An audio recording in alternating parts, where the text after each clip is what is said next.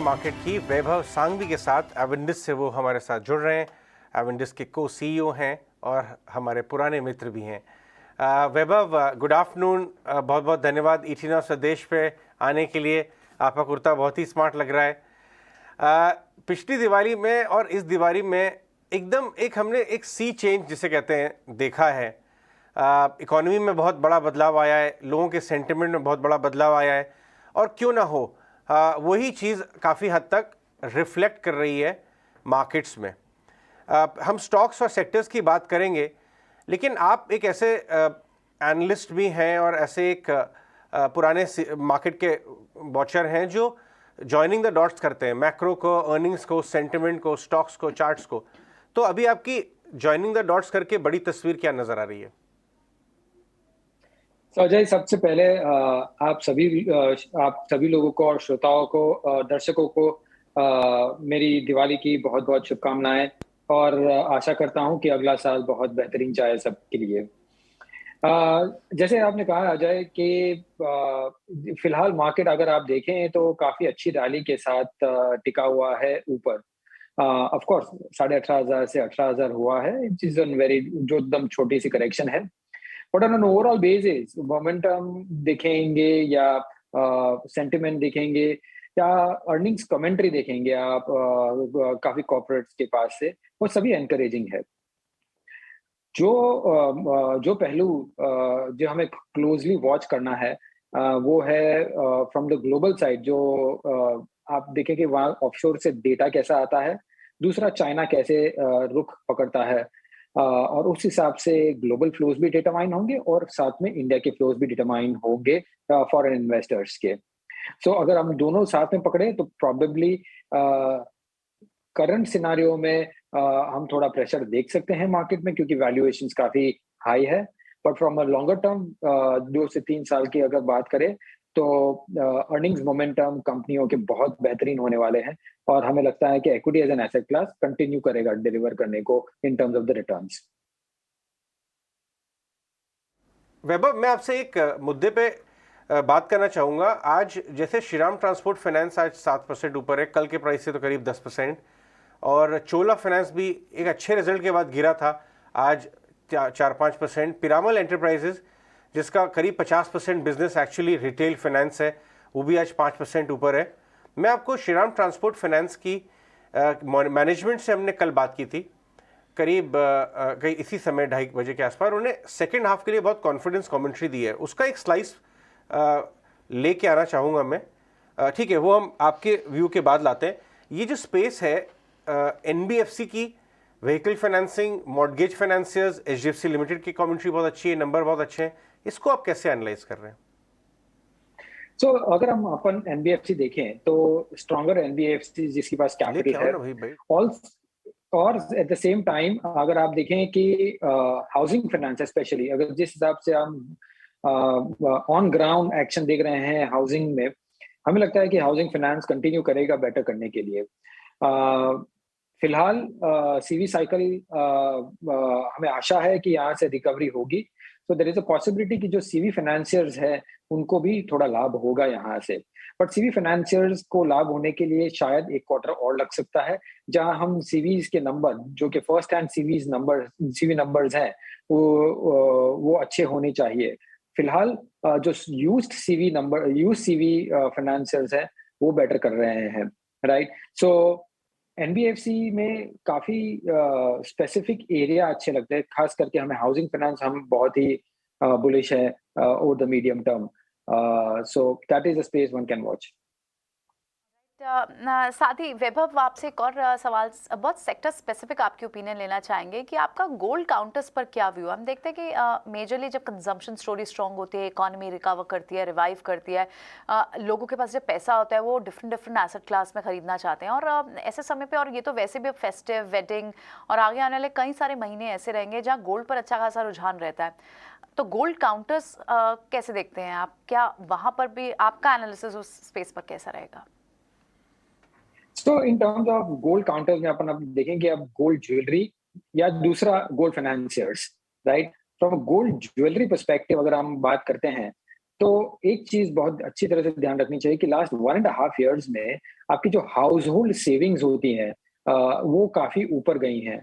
और जो house hold saving ऊपर गई हैं वो सेविंग्स आई थिंक वो कंजम्पशन में यूटिलाइज होगी, इंक्लूडिंग जो अपन बोल रहे हैं कि leisure item like gold jewellery and so and so forth. So gold jewellery में एक पेंटअप डिमांड भी है, शादियों की सीजन भी आ रही है।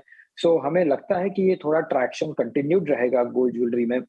और जब गोल्ड फाइनेंसेस की बात करते हैं, सो एनबीएफसीज में while gold finance business is pretty secure business, but at this point in time हमारा प्रेफरेंस रहेगा हाउसिंग फाइनेंस की तरफ। डाबर के नतीजे भी आ गए हैं, रिजल्ट्स माइनर प्रॉफिटेबिलिटी बीट लग रहा है, 505 करोड़, 4 करोड़, 486 के आसपास, तो 20 करोड़ हायर है। लेकिन इसमें टॉप लाइन बॉटम लाइन का मामला ही नहीं है, इसमें मामला तो है ग्रोथ वर्सेस मार्जिन प्रेशर। कौन सी कंपनी मार्जिन प्रेशर को फाइट कर पा रही है? आपकी क्या राय है वैभव? एक तरफ तो एशियन पेंट्स, HUL सभी ने मार्जिन प्रेशर साफ तौर पे दिखाई दिया था इस क्वार्टरली नंबर्स में, लेकिन at the same time last 2 हफ्ते का देखें अगर हम, कमोडिटी प्राइसेस नीचे आए हैं, सारी इंडस्ट्रियल कमोडिटी नीचे आई है, सिवाय क्रूड के सब कुछ थोड़ा थोड़ा नीचे आना शुरू हो गया है। सो आपको लगता है कि उसी क्वांटिटी में मार्जिन प्रेशर रहेगा आगे आने वाले क्वार्टर्स में, या आपको ये पीक मार्जिन प्रेशर था इस क्वार्टर में, यहाँ से ईज होना चाहिए क्योंकि थोड़ी प्राइस हाइक्स भी आएंगी? नहीं अजय, बहुत ही अच्छा सवाल है, बिकॉज वो बहुत ही इंपॉर्टेंट है इस क्वार्टर के रिजल्ट्स में कि जहां हर एक कॉर्पोरेट एक्चुअली रेवेन्यू ग्रोथ पे बहुत ही रोबस्ट कमेंट्री दे रहे हैं, बहुत ही पॉजिटिव है, but at the same time margins में प्रेशर्स भी बोल रहे हैं। सो हमें इतना ध्यान रखना चाहिए कि जो भी कंपनियां उनके प्रोडक्ट्स के प्राइसेस ऊपर कर पाए और वो मार्जिन मिटिगेट कर पाए, वो ही कंपनियों में जाके निवेश करना है, और वो कंपनियों यहाँ से अच्छी तरह से रिटर्न देगी, हमें ये आशा है। गवर्नमेंट की तरफ जो उनकी एक्शन है वो सभी बहुत इंपॉर्टेंट रहेंगे, इन्फ्लेशन और कमोडिटीज के भाव कैसे कूल ऑफ होते हैं या नहीं होते हैं वो देखने के लिए। मैंने बताया था आपको कमेंट्री सुनवाएंगे। श्रीराम ट्रांसपोर्ट 8% ऊपर है, एक बार वो बाइट सुन लेते हैं।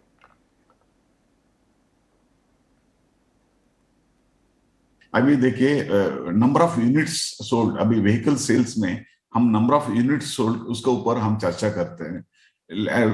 अभी डिमांड है हेवियर व्हीकल को, स्पेशली 49 टनर 54 टनर वो व्हीकल का डिमांड ज्यादा हो रहा है। इसका ये मतलब ये है कि ज्यादा क्वांटिटी मूव हो जाएगा, इसका मतलब ये नहीं कि व्हीकल्स ज्यादा हो जाएगा सेम लेवल पे।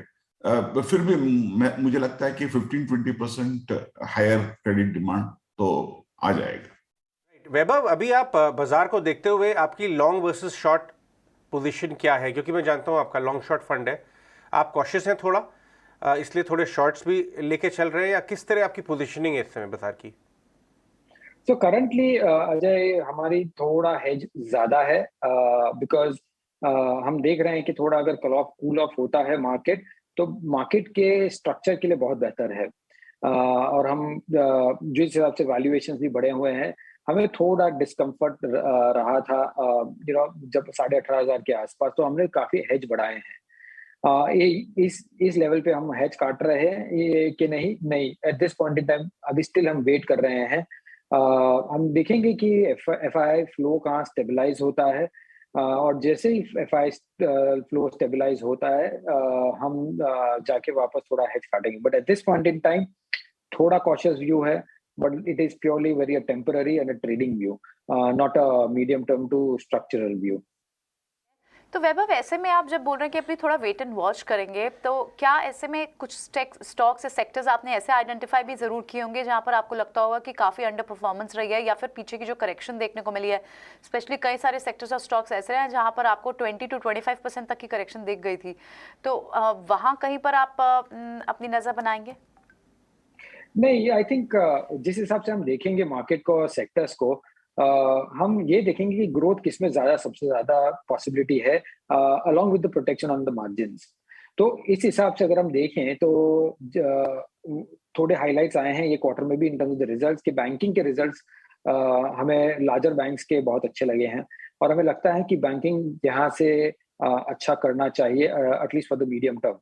सो ये एक सेक्टर है, हमें बहुत बहुत अच्छा लग रहा है और from a medium to longer term perspective. Other than that consumer discretionary भी एक है जो हमें ध्यान है। मार्जिन प्रेशर की बात आ गई है, रिजल्ट्स भी आ गए हैं। द मोमेंट कमोडिटीज थोड़ी सॉफ्टन होती है तो कंज्यूमर डिस्क्रेशनरी में हम देखेंगे, including consumer durables and autos as well, so and QSR as well. So those are the segments जो हमें बहुत पसंद है ऑन द लॉन्ग साइड। आपने टाटा मोटर्स को एनालाइज किया है क्या?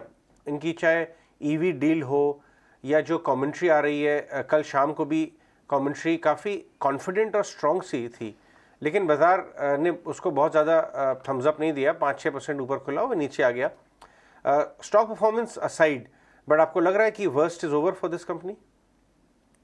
See, Ajay, I would not be able to make pure company के बारे में बात नहीं कर सकूंगा, लेकिन ये जरूर कहूंगा कि on an overall auto space काफी चेंज हो रहा है, बदलाव हो रहे हैं बिजनेस मॉडल में। जिस हिसाब से ईवी के इलेक्ट्रिक व्हीकल्स के प्लान्स आ रहे हैं, जिस हिसाब से उनकी वैल्यू अनलॉक हो रही है, और कंज्यूमर प्रेफरेंस भी काफी अवेयरनेस हुई है इलेक्ट्रिक व्हीकल्स की तरफ, जो यहाँ से इंक्रीज होगी, डिक्रीज नहीं होगी।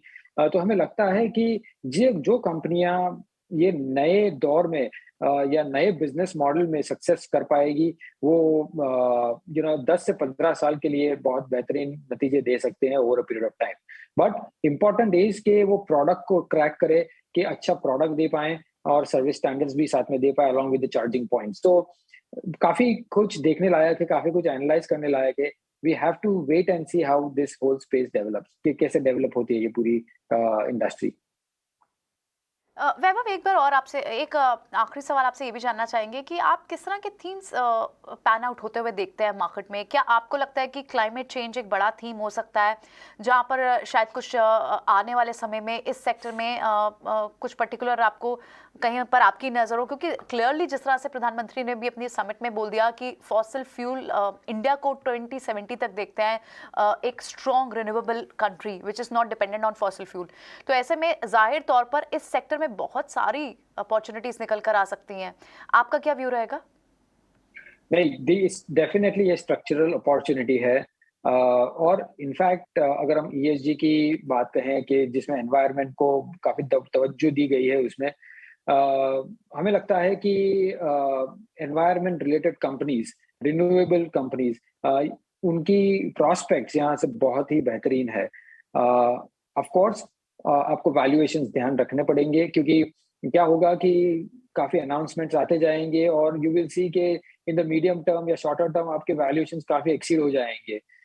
सो you have to be little careful कि आप किस वैल्यूएशंस पे एंटर करते हो।